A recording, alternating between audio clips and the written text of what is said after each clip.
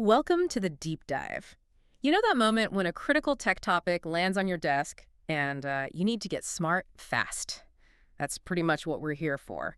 Today, we're plunging into the core functionalities of NetApp ONTAP storage systems.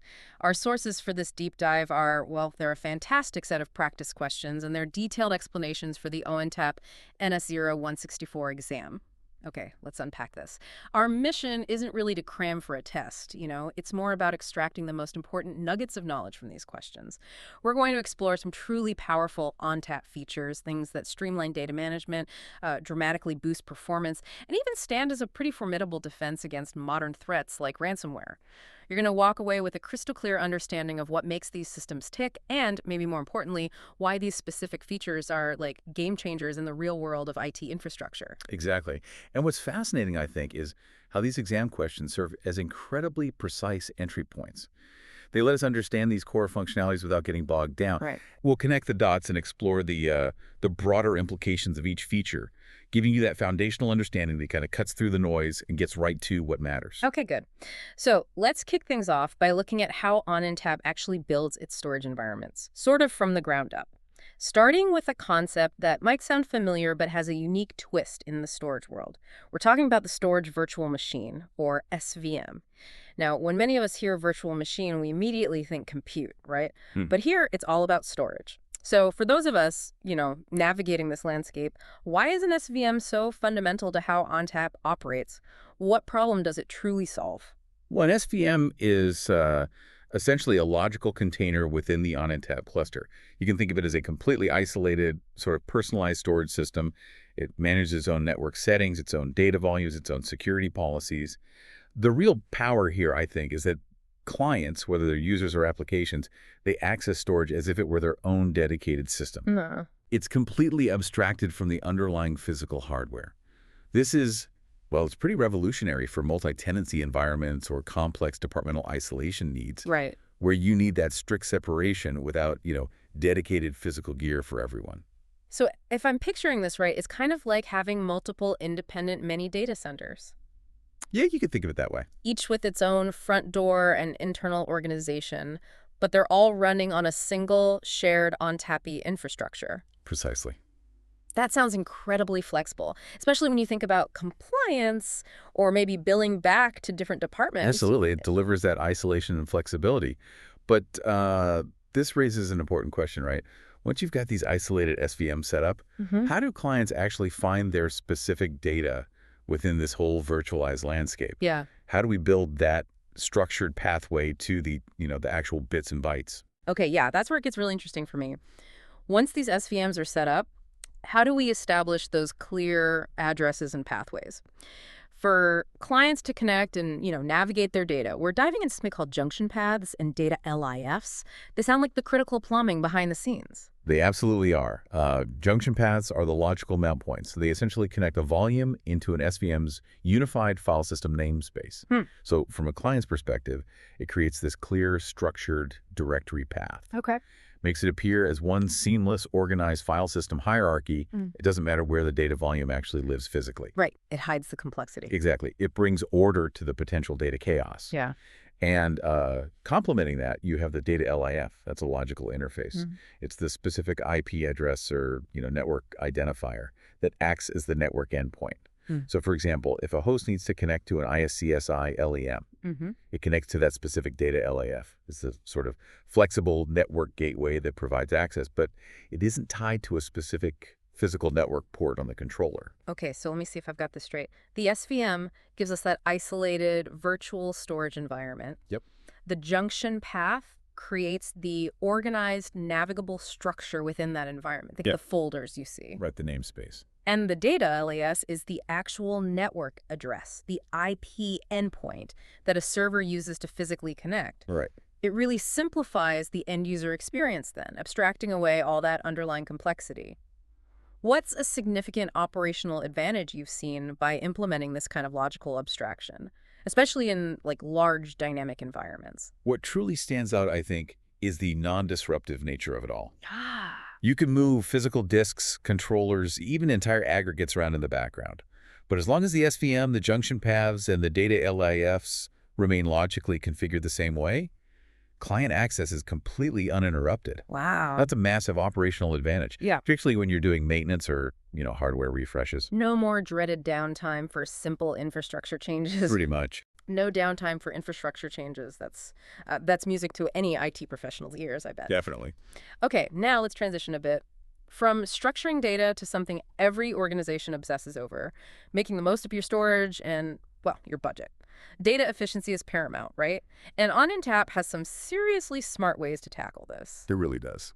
First up, we have deduplication and compression. Now, these are terms we often hear thrown around, but what's the quantifiable key benefit in ONTAP? How does it translate into real savings for an organization? The key benefit is it's straightforward, but the impact is huge. A significant reduction in the physical storage space you actually need to buy and manage. ONTAP uses both inline and background deduplication to basically eliminate duplicate data blocks. So if you have multiple copies of the same data, which is incredibly common in, say, virtual desktop infrastructure or virtual server environments. Right, like OS images. Exactly. It's only stored once. Then compression shrinks the size of those unique data blocks even further. We've actually seen clients achieve, 70, even 90% data reduction rates in VDI scenarios. 70 to 90%. Seriously. It means they're buying just a fraction of the disk capacity they otherwise would have needed. Wow. That's a direct impact on your CapEx and, of course, your OpEx for power and cooling, too. Yeah, wow. 70, 90% is phenomenal saving. That's not just less disk. That's extending the life of your existing hardware, maybe postponing upgrades. Right. Freeing up budget for other initiative. But okay, what about data that isn't actively used anymore? The stuff you have to keep, maybe for compliance, but it doesn't need to live on expensive, high-performance flash storage. Exactly. And that raises the important question, how do you manage the life cycle of data cost-effectively once it's no longer hot? Yeah. Fabric Pool is on taps, I'd say. Elegant answer to that. Fabric Pool, okay. It's an intelligent data tiering feature. It automatically moves infrequently accessed or cold data blocks from your high-performance SSD, or maybe HDD aggregates, to much lower-cost object storage. Think Amazon S3 or Azure Blob or even on-prem object stores. Ah, okay. And the beauty is that this happens seamlessly. It's managed by policies you define, and it's completely transparent to your applications. They don't know the data moved. So it's like a genius archivist. Yeah, that's a good way to put it. Who automatically moves those older, less accessed files from your prime, expensive real estate on flash storage to a more economical long-term archive in the cloud or wherever. But you can still retrieve them instantly if needed without even knowing they've moved. Exactly. That's incredible for optimizing storage costs and, crucially, maintaining performance where it matters most on the hot data. Yeah, that makes a lot of sense. It dynamically adapts to your data's actual usage patterns. Hot data stays fast, cold data gracefully migrates to more economical tiers, all while retaining simple, unified access. Okay, fantastic. So, beyond just saving space and money, let's talk about guaranteeing that your applications get the performance they need, reliably. Because in any shared storage environment, resource contention can be a real headache, right? Oh, absolutely. Many of us have experienced that dreaded noisy neighbor workload, the one hogging all the resources on shared storage, causing slowdowns for everything else. How does ONTAP prevent that from, derailing critical operations? Right. What's fascinating here is how storage QoS, quality of service, acts as a sophisticated traffic controller for your storage. QoS, okay. It allows you to set performance limits, like a maximum IOPS or throughput, or even minimums, guarantees for different workloads. Right. That could be an entire SVM, a specific volume, or even down to a particular LDN. Ah, so you can get quite granular. Very granular. By capping IOPS or throughput for a heavy application, like maybe a big analytics job, you protect other critical workloads from performance drops or latency spikes. It's really about guaranteeing that your most vital applications get the resources they need when they need them. So you can essentially create dedicated lanes, sort of like on a highway. Yeah, that's a fair analogy. For your most critical applications, ensuring that, say, your month-end financial reporting database isn't slowed down by a massive backup job running concurrently. Precisely. It brings predictability to what can otherwise be quite chaotic shared environments. That sounds invaluable. Predictable performance. It is. And if we're thinking about comprehensive resource management, quotas are another essential tool. They perfectly complement QoS. Okay, how so? Well, while QoS manages performance, quotas manage space. Simple as that. They empower administrators to set hard or soft limits on how much storage space a specific user or a group, or even something called a tree, which is like a special directory that acts like a subvolume, can consume. Ah, okay, so this stops one client or maybe one rogue development team Yep, happens all the time. from accidentally or maybe even deliberately filling up an entire volume and impacting everyone else. Exactly. It's essentially portion control for storage space, a crucial guardrail, really, for preventing capacity issues before they even start. That's a great way to put it, a guardrail. Okay, so data isn't just about efficient storage and speed, it's also about protecting it and being able to move it flexibly when needed, without causing chaos or downtime. Crucial points. What if you need to reorganize your storage? Maybe move data around to different aggregates for better load balancing, or perhaps even to retire older hardware. Is that always a disruptive process? Does it always require scheduling those painful maintenance windows? Not with ONTAP's volume move feature. This is really neat. It enables administrators to non-disruptively shift an entire volume from one aggregate to another, as long as it's within the same ONTAP cluster. Non-disruptively. Completely non-disruptively. The crucial part, and the huge benefit, is that users and applications continue to access the data without any interruption during the entire move.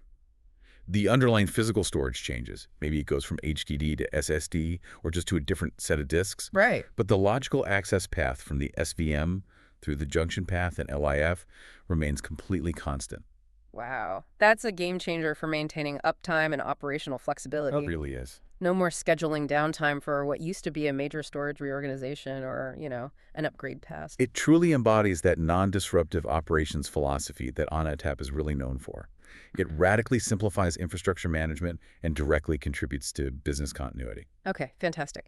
Now, switching gears slightly towards security again. If we turn our attention to data protection and access control, especially in a SAN environment, storage area network, maybe using fiber channel. Right, FC SANs. LUN masking is mentioned. Why is that so vital for security there? Yeah, in a SAN environment, LUN masking is absolutely fundamental. It controls which specific hosts, identified usually by their worldwide port names or WWPNs, Okay. have permission to access which specific LUNs, logical unit numbers, on the storage system. So it's like a highly selective bouncer at a club. Huh. Yeah, exactly. Making sure that only authorized servers, the ones on the guest list, can even see or attempt to connect to certain storage resources. That's precisely it. It prevents any accidental or potentially malicious access from a server to data it shouldn't touch. So it stops server A from seeing server B's LUNs. Correct. It enhances both security, obviously, and also stability by preventing things like accidental volume corruption from an unauthorized host. It's a fundamental security layer that's easy to overlook, maybe, but is absolutely critical in SAN deployments. Got it. Okay, finally, let's talk about one of the biggest, most insidious threats facing organizations today: ransomware. It can cripple businesses, lead to devastating data loss. Yep. Does ONTAP have built-in proactive defenses against this modern menace? Absolutely. And this raises, the really important question. How do you proactively detect and stop these sophisticated threats that are constantly evolving? Waiting for a backup restore isn't enough. Right. You need to stop it before it encrypts everything. Exactly. ONTAP anti-ransomware addresses this head-on. It uses advanced machine learning algorithms to watch file activity in real time, right there at the storage level where the data lives. Okay, watching file activity. What's it looking for? It's constantly looking for suspicious patterns. Things like mass encryption of files happening really quickly, rapid renaming of files to weird extensions, Yeah, the classic signs. or just unusual access behaviors that deviate from the norm for that data. Right. And based on the policies you set, you can either block these suspicious activities immediately, stopping the attack in its tracks, or alert administrators to intervene.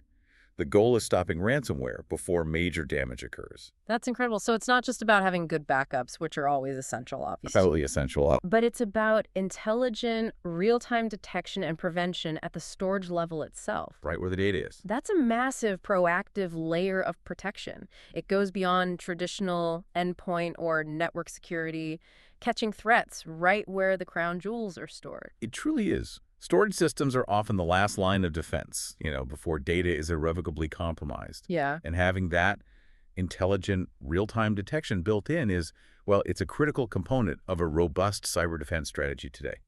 Now, here's something for you, our listeners, to mull over. Considering the comprehensive nature of these ONTP features we discussed, from cost optimization and intelligent data tiering with Fabric Pool to advanced security like the anti-ransomware and those performance guarantees with QoS, what does this whole suite of capabilities tell us about the evolving demands on modern data storage? What businesses need today? And how might these innovations shape the future of both cloud and on-premise storage integration, especially as organizations increasingly navigate these complex hybrid environments and, let's face it, battle ever more sophisticated cyber threats? Something to think about as you navigate your own data challenges. Thanks for diving deep with us today. We really hope you gained some valuable insights.